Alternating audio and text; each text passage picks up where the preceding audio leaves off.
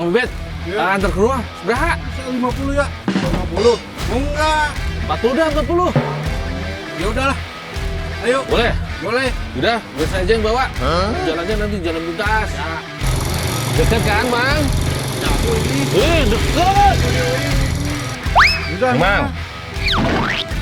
Wah, kan 20.000. Kan bawa motor saya. Lama kan penumpang.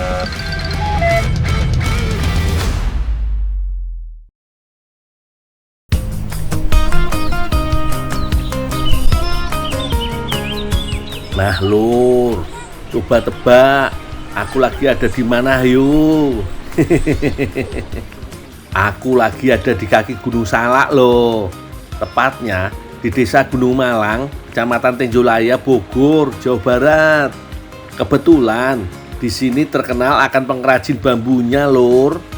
Makanya sekalian aja aku mau bawain potongan bambu ini dulu ke tempat pengrajinnya. Tapi kalau dipikul, keburu kehujanan di jalan, Lur. Awan gelapnya udah mulai kumpul.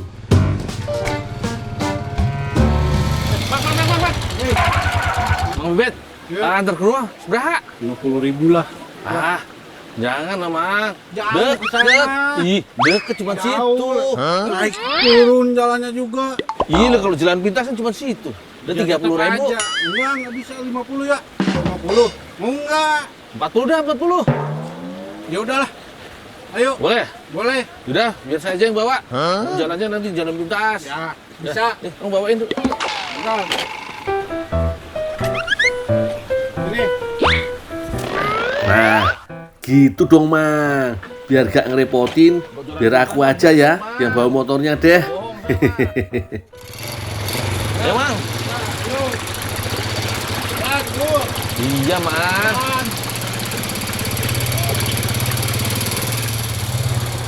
Oh, Mang. Kalau jalan pintas gini kan deket nanti, Mang. Mana ini, Bu? Aduh, dapet lagi nih. Bentar lagi nyampe. Ya sabar atuh, Mang. Ini udah mau sampai kok. Deket kan, Mang? Jauh ini. Deket.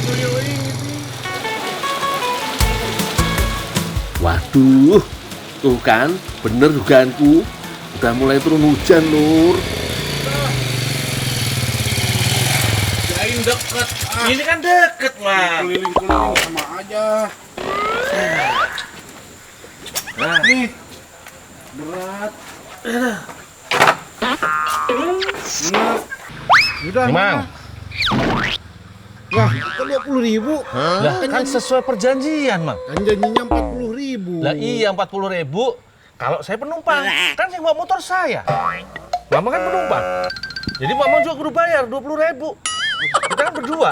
Nah, saya bayar 20.000, Mama 20.000. Jadi 40.000 kan? Saya harus bayar ya. Iya, kan Mama penumpang. Ya, gimana sih, Mang? Masa ngitung gitu aja gak bisa? Ngerti nggak? Iya, iya. Wis, atur nuhun pisan pokoknya. Aku tak lanjut antar bambunya dulu.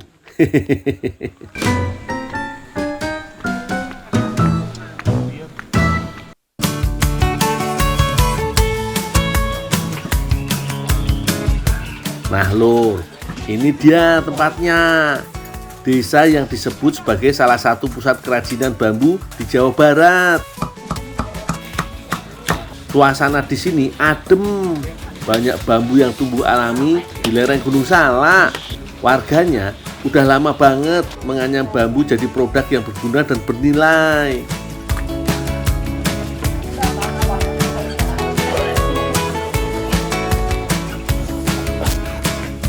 Mang, tambahan awi taruh mana, Mang? Taruh situ aja, langsung dibelah-belah aja, Nur. Oh, dibelah, Mang? Ya, Oh, iya, iya. ada goloknya. Ada.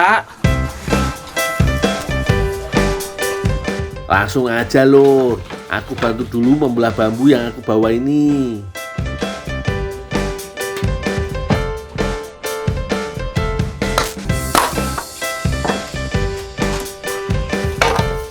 Sebelum dibuat kerajinan, potongan bambu utuh dibelah-belah dulu seperti ini Lur.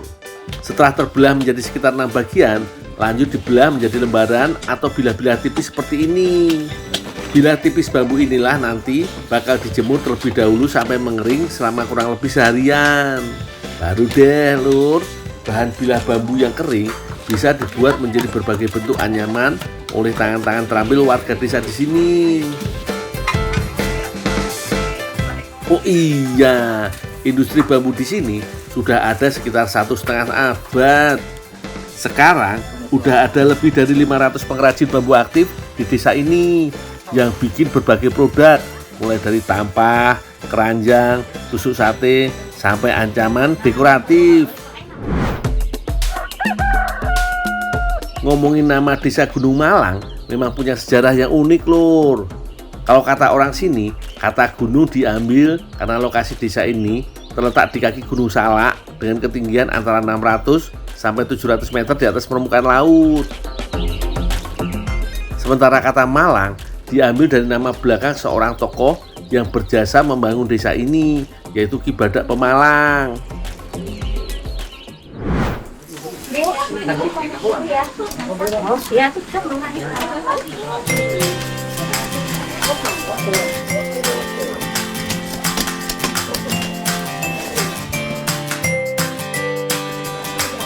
Bro, Gimana? udah tinggal aja biarin kita yang nerusin. Oh, iya Mang. Mang, bambunya itu yang panjang pakai nggak Mang? Enggak, kalau mau bawa aja buat belajar mah. Oh, iya Mang. Terus Mang ya? Ya. Asik, lumayan. Aku dapat bambu utuh lur. Ya, siapa tahu bisa buat bikin kerajinan juga nanti.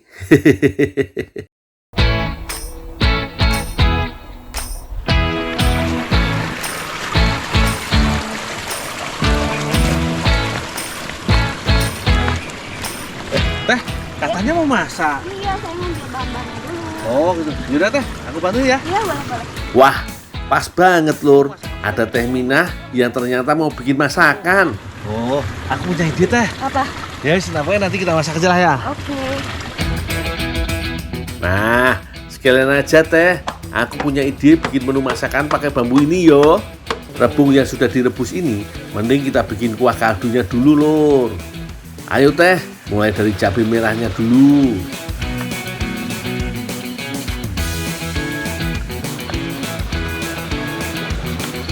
Lanjut, ada wortel dan timun diiris memanjang.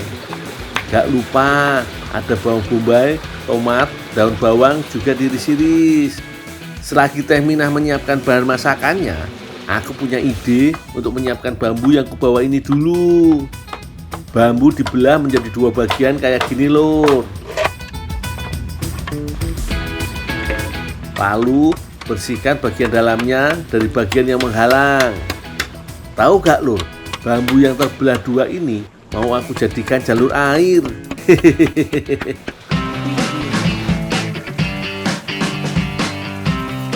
Biar gak makin kelamaan dan makin penasaran, Teh Minah masak kuah kaldunya dulu lur. Masak air hingga mendidih terlebih dulu. Tambahkan minyak wijen untuk menambahkan aroma. Lalu masukkan potongan daging sapi. Gak lupa potongan wortel juga dimasukkan biar empuk lur. Dan juga rebusan rebung dimasak bersamaan. Tunggu hingga mendidih dulu yo.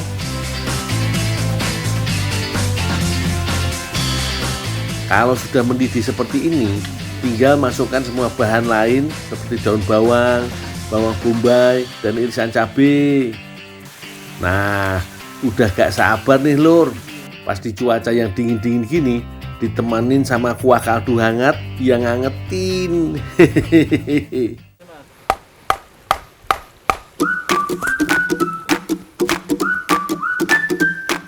Gimana lur? Ini dia hasil kerajinanku. Potongan bambu tadi sudah kusulap jadi jalur air yang bakal meluncurkan minyak nanti lur. Mirip sama yang di Jepang sana loh. Kalau gak salah sebutannya Nagasi Somen. Ini dia lur, masakan mie kuah kaldu rebunya udah jadi. Cocok banget kan lur, di cuaca rintik-rintik gini sambil nikmati kuah kaldu yang hangat. Dan siap-siap lur, kita ambil minyak yang meluncur pakai sumpit ini.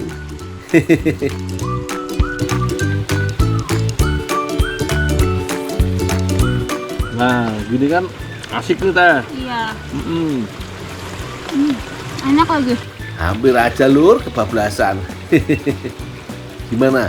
Gak kalah kan sama yang di Jepang sana? Gak mesti jauh-jauh kan teh. Kalau ada gundul, apa aja bisa dibikin. Gundul gitu loh.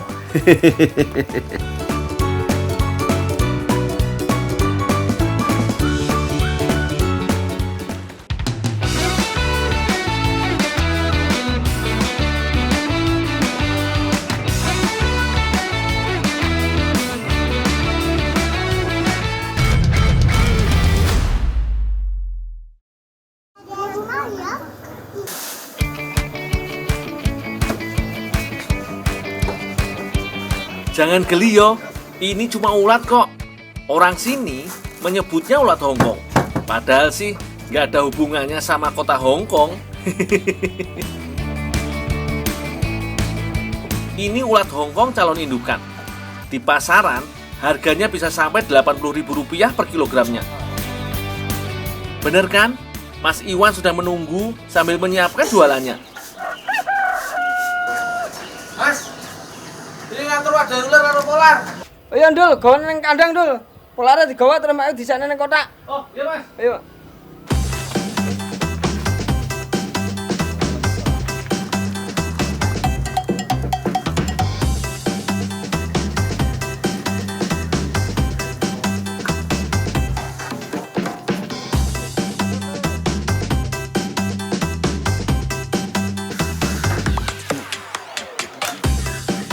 Ini salah satu makanan ulat Hongkong. Dedak hasil samping penggilingan gandum atau biasa disebut polar. Banyak peternak ulat yang memakai pakan ini karena terbukti menggemukkan. Kemudian, polar ditaburkan ke kandang ulat indukan. Oh iya, banyaknya polar tergantung luas kandang. Misalnya, kotak seluas 1 meter persegi butuh polar sekitar 1 sampai 1,5 kilogram. Setiap panen, Mas Iwan selalu menyisihkan sebagian ulatnya untuk dijadikan bakal indukan.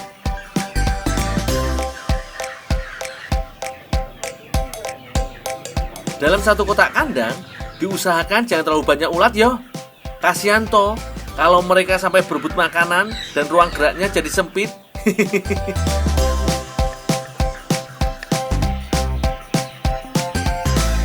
Setelah 3 bulan, ulat Hongkong berubah jadi kepompong. Seminggu kemudian, baru jadi kepik indukan.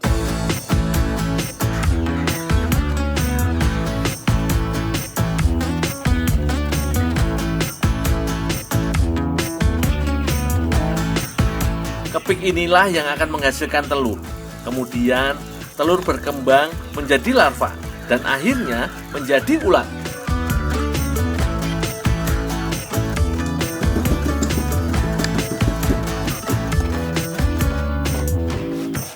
Selama 3 bulan, ulat perlu beberapa kali pemindahan media supaya tidak terlalu penuh.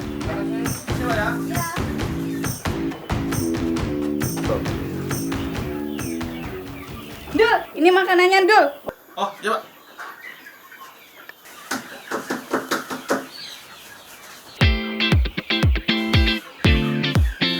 Nah, selama itu juga, ulat diberi parutan pepaya muda untuk minumnya.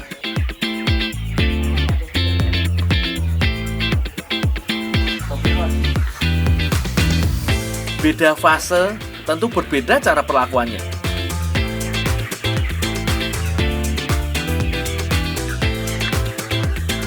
Untuk kepik, tidak lagi diberi pepaya muda serut, tapi diganti potongan pepaya. Oh iya, kalau fase kepompong, tidak perlu diberi pepaya, soalnya justru membuat kepompong busuk.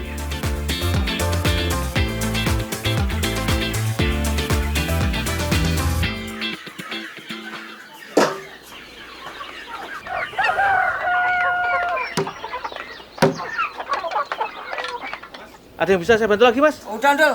Makasih ya Dul. Mas, minta ular Hongkongnya sedikit ya, Mas ya? Oh ya, ambil aja enggak apa-apa tuh. Katanya, burung yang diberi pakan ulat Hongkong akan bagus kicauannya. Kalau diberikan ke ikan hias, juga bisa membuat warna dan daya tahan tubuhnya baik. Kalau aku sih, mau tak bikin kue saja.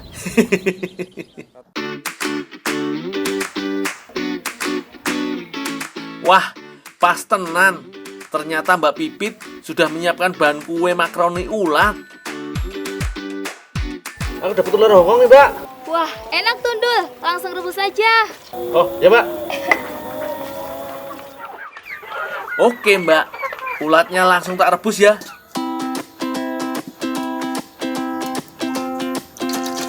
Lumayan. Kali ini tugasku enteng. Aku cuma menyiapkan air untuk merebus ulat.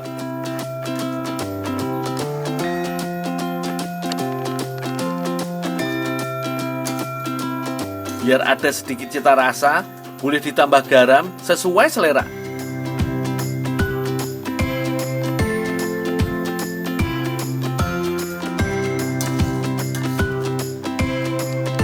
Kalau sudah empuk, ulat bisa diangkat dan ditiriskan.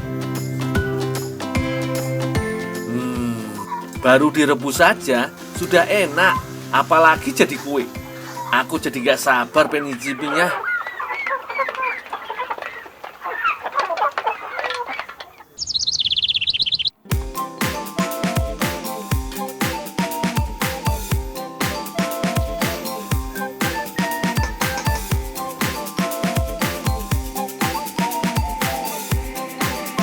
Kalau bahan adonannya dari tepung beras, maizena dan telur. Lalu ditambah terigu dan makaroni. Supaya enak, bisa diberi daun bawang dan parutan wortel. Setelah itu, baru ditambah air sedikit demi sedikit sampai adonan agak liat.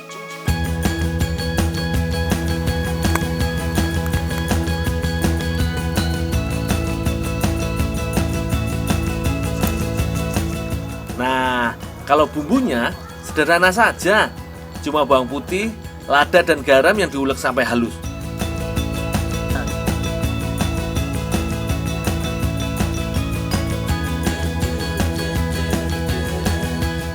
Tinggal dicampurkan ke adonan saja ya. Wah, baru lihat adonannya saja kayaknya enak. Apalagi kalau ditambah ulat Hongkong. Mbak, ulat Hongkongnya, Mbak, udah direbus, Mbak. Oh ya, makasih ya, Dul.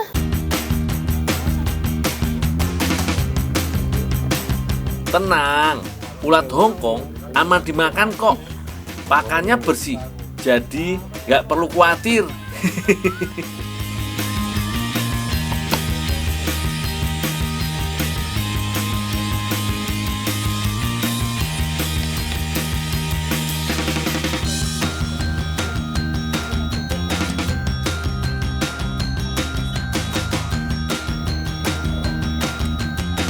Kalau adonan sudah tercampur rata, langsung dimasukkan cetakan yang sudah diberi minyak.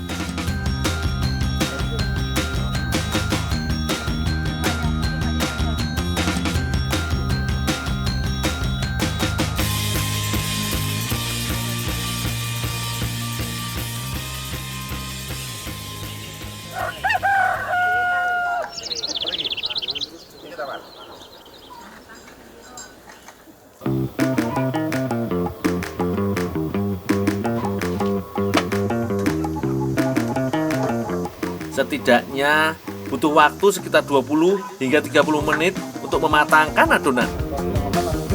Kalau permukaan adonan sudah mengeras, tandanya kue sudah matang ya.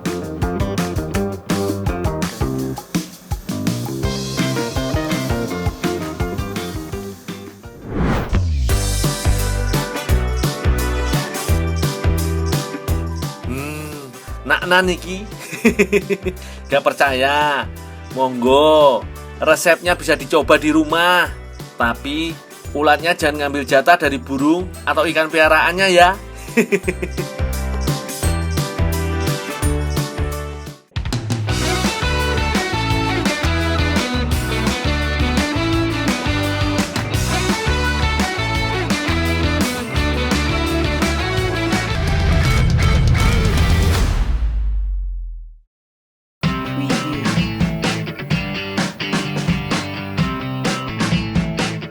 Aku lagi ada di Desa Wiragati, Kecamatan Palasa, Kabupaten Majalengka. Aku dapat tugas membawa kacang kedelai untuk bahan pembuatan tempe. Lumayan jauh iki perjalanannya, tapi aku harus tetap semangat yo. Loh, itu kan Teh Risma. Sepertinya lagi kerepotan. Teh, mau kemana teh? Habis dari pasar? Kok berat banget katanya? Iya nih, mau ke rumah capek, masih jauh rumahnya. Udah numpang sini aja teh, naik gerobak. Wah serius Dul? Iya, Boleh? udah nggak apa-apa. Udah pada berat tuh kasihan. Ya. Yuk, naik yuk. Tenang aja Teh Risma. Sejauh apapun, pasti aku anter kok. Apa sih yang enggak buat Teh Risma?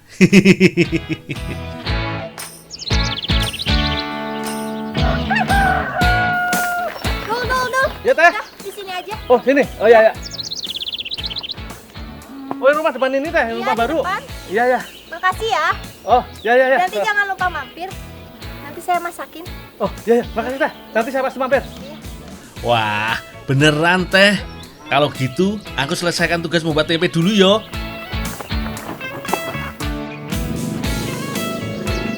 Mang, Ya. ngantor kedelai nih mang. Oh, sudah aja di sana. Oh sini mang. Iya, iya. Oh ya. Ada beberapa tahapan pembuatan tempe, Lur. Beres dah, Dul. Beres mang. Capek nggak? Lumayan sih. Bisa nggak tuh cuci tuh? Oh itu dicuci kedelainya. Oh ya ya mang. Ya. Pertama, kacang kedelai dicuci sampai bersih.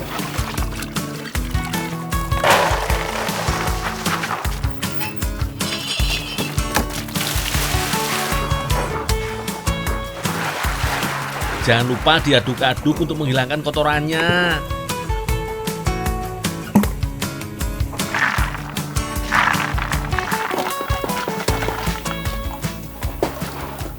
Saya dulu ya. Ya. Ya.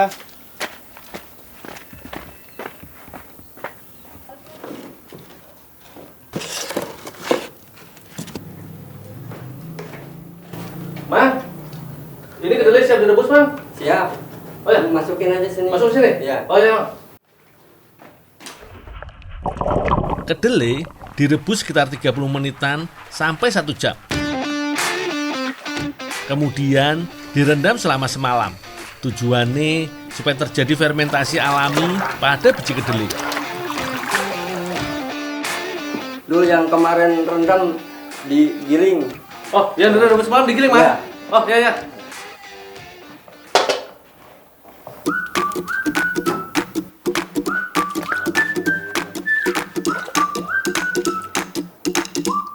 Selanjutnya, kedelai digiling untuk menghilangkan kulit ari, sekaligus memotong bijinya. Kedelai termasuk tanaman jenis polong-polongan yang terkenal sebagai sumber protein nabati. Jadi, nggak perlu diragukan manfaatnya. Jelas wapi banget untuk kesehatan.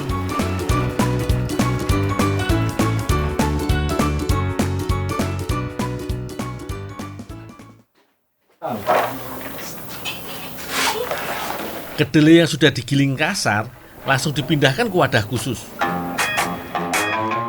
Kemudian ditambah ragi untuk membantu proses fermentasi menjadi tempe. Untuk sekilo kedelai biasanya pakai 1 gram ragi yo. Setelah itu kedelai diaduk sampai raginya tercampur rata. Kalau sudah, kedelai bisa dibungkus pakai daun pisang atau plastik. Ojo lali dipadatke lur. Jadi tekstur tempenya juga bisa lebih padat. Sekarang tinggal diperam pada rak. Susun sing rapi yo. Tunggu selama semalam lagi sampai tempenya jadi. Mang, ini mang, kedelai siap diragi, Mang. Simpan aja dulu di sana. Ini tolong kasih sama Risma. Oh, ini antar ke Teh Risma? Iya. Oh, ya, Mang.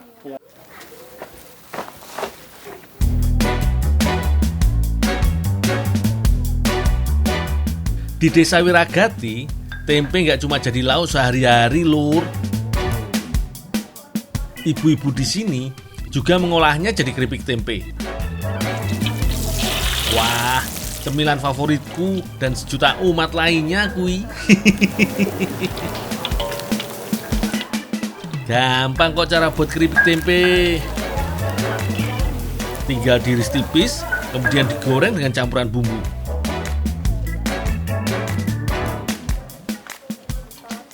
Tempenya nggak cuma dijadikan keripik tempe yang renyah dan enak ya, Lur. Teh Risma dan Teh Silvi mau membuat lumpia isi tempe. Wah, cocok kui.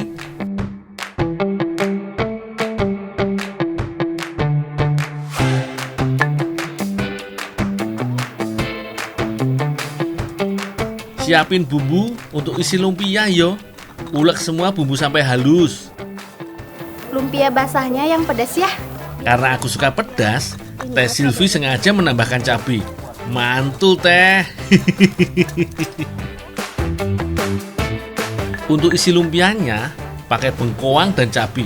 Potong kecil-kecil yo.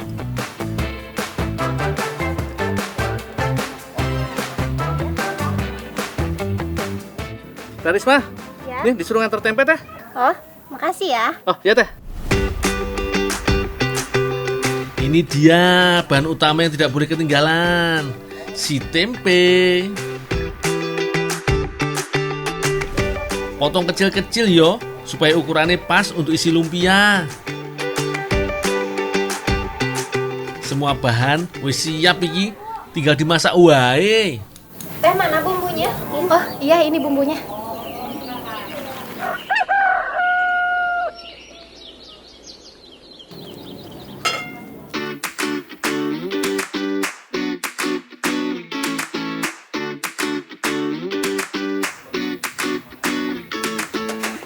Gula merah dimasak sampai cair. Supaya gula merahnya cepat hancur, bisa diaduk-aduk terus yo. Kemudian masukkan bengkoang.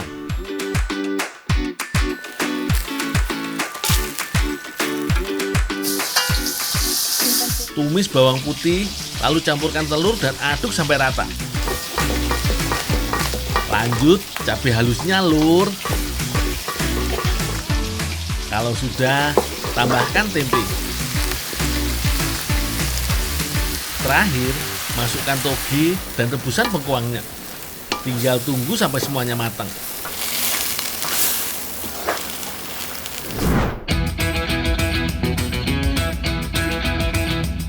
Sekarang, tinggal membungkus lumpia.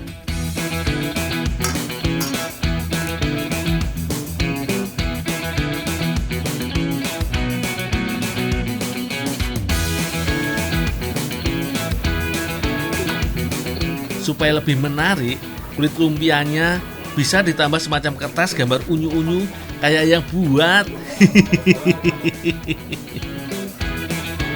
Kertas bergambarnya bisa dimakan yo.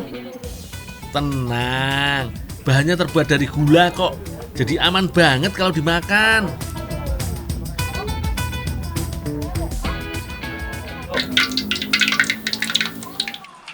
Lumpia basahnya sudah beres. Biar lengkap, Teh Risma juga membuat lumpia goreng. Kalau ini sih tinggal diceburkan wae ke dalam minyak panas. Tunggu sampai lumpia matang dan perubahan warna coklat keemasan.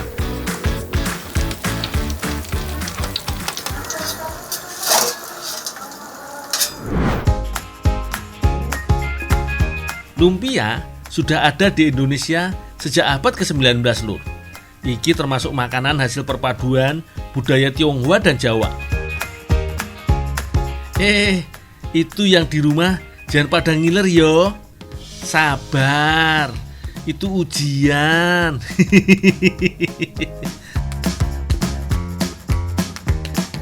Buat sendiri aja kalau pengen lumpia.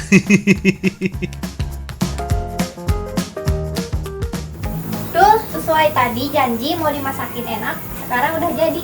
Wah, enak banget nih. Pak. Kalau sudah pada kumpul gini, gak usah nunggu lama lagi. Langsung dihabiskan wae yo. Wah, mantep iki rasane. Gurih pedesnya pas banget. Tempe nih jelas menambah nikmatnya lumpia yo. Mau lumpia basah atau goreng, rasane jos gando semua. Tinggal selera masing-masing wae.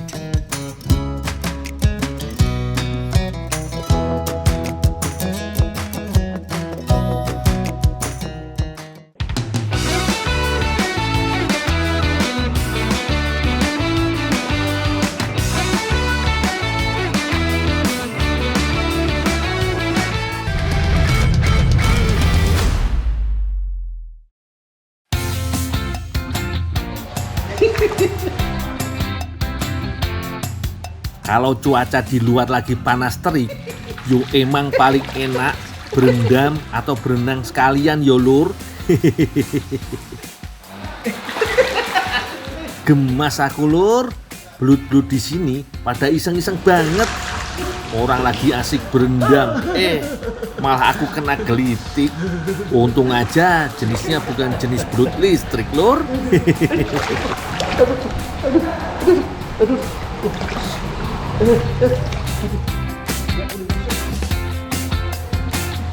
Yo tiap orang lur punya cara berbeda buat cari hiburan. Kalau aku sedari dulu emang hobi banget mainan air. Kebetulan tempatku bekerja hari ini ada kolam lumayan besar. Jadi gak tahan pengen nyemplung sekalian toh. Aku sedang bekerja di tempat Pak Haji Sadi, pengusaha belut di Banjarbaru, Kalimantan Selatan. Belut-belut dari sini merupakan hasil pencarian alam dari wilayah Danau Panggang, Amuntai, Kandangan, Martapura, dan daerah lain di Kalimantan Selatan lur. Semua dijamin segar lur, karena biasanya puluhan ton belut ini hanya mampu bertahan sekitar 10 hari di dalam kolam penampungan ini, alias sudah dikirim ke si pembeli. Aduh, Dul, disuruh sortir malah mainan. Tapi truknya belum datang bang. Tolong Dul, bantuin yang lain ya. Iya ya bang.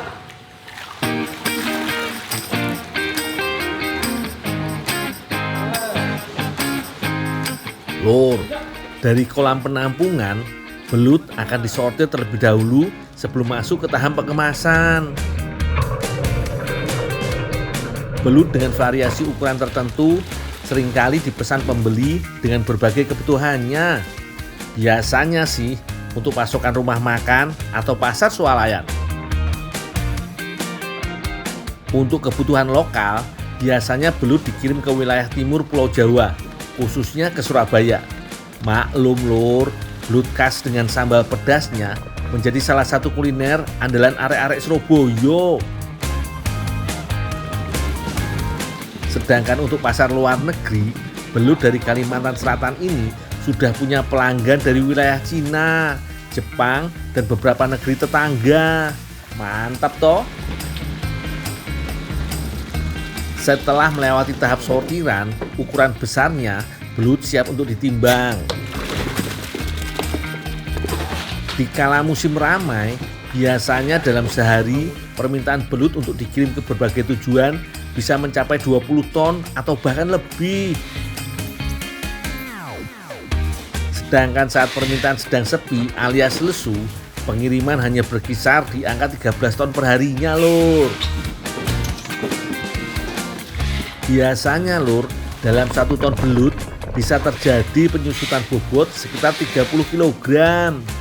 Maklum aja, selain karena stres, belut juga tergolong hewan yang memiliki sifat kanibal apabila minim pakan. Supaya belut tetap segar, kotak pengiriman akan diisi sedikit air serta tambahan es batu untuk menjaga suhu lur.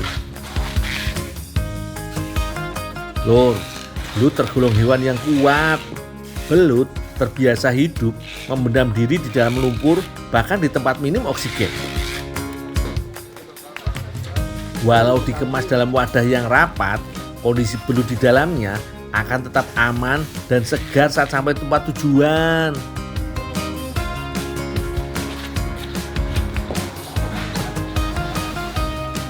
Dul, ini belutnya. Buat saya nih, Bang. Ya, buat sampean, buat teman mandi.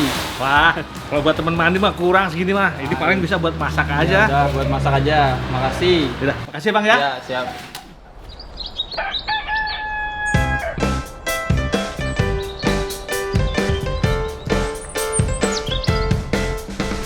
Bang Ijo, Iya. dari mana? Sedang pengajian nih. Oh, Iya, lanjut ya. udah gondrong, soleh, ganteng lagi. Duh, apa itu? Belut, Kak.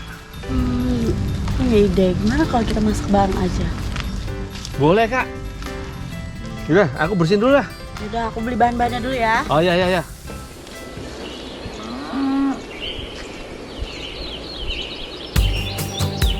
Sebagai bentuk perlindungan diri dari pemangsa, tubuh belut selalu memproduksi cairan lendir. Cairan inilah lur yang ngebuat belut menjadi licin dan sulit dipegang. Supaya lebih mudah membersihkannya, belut aku taburi dengan abu gosok dulu iki lur. Buang bagian dalam atau jeruan di dalam belut. Kalau sudah, tinggal cuci belut sampai bersih. Sembari Kak Rizka membeli bumbu, rencananya aku mau panggang belutnya dengan teknik gantung atau pengasapan. Yo, berhubung gak ada persiapan, aku pakai alat seadanya yang tersedia di alam aja yo lur. Sebagai pengganti tali atau kawat, aku pakai akar kecil pohon merambat. Sementara gantungannya, yo pakai patahan kayu di antara dua batang pohon.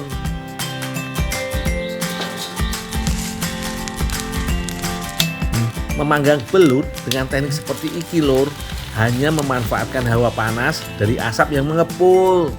Prinsipnya, belut yang tergantung sebisa mungkin jangan sampai terkena api. Supaya bisa matang merata, posisi dan tinggi rendahnya gantungan belut bisa disesuaikan. Yo emang harus sabar menunggu, tahan-tahan dengan pedih dan sesaknya kepulan asap lur.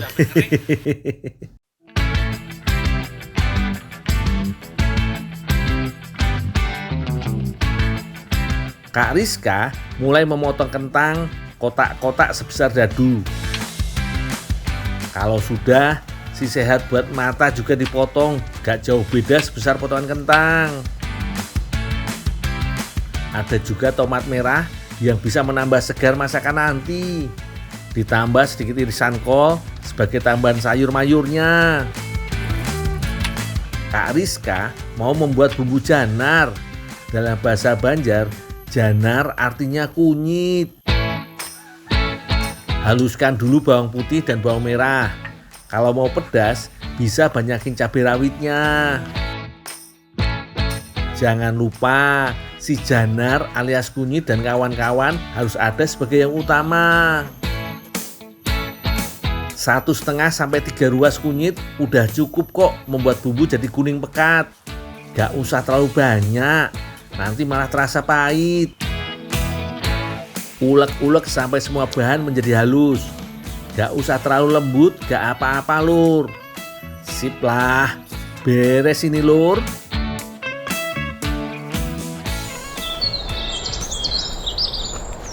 Dul, ini udah matang. Bentar Kak, bentar lagi kering nih. Kok dimasak nggak pakai api? Ini namanya panggang asap Kak. Jadi belutnya ini nanti bisa matang sempurna dan amisnya juga hilang, nggak gosong. Terus aku masaknya di mana? Itu tuh, di situ Kak. Aku udah siapin apinya juga di situ tuh. Ya udah, aku masak di situ dulu ya. Ya. Panaskan minyak, lalu tumis bumbu janarnya.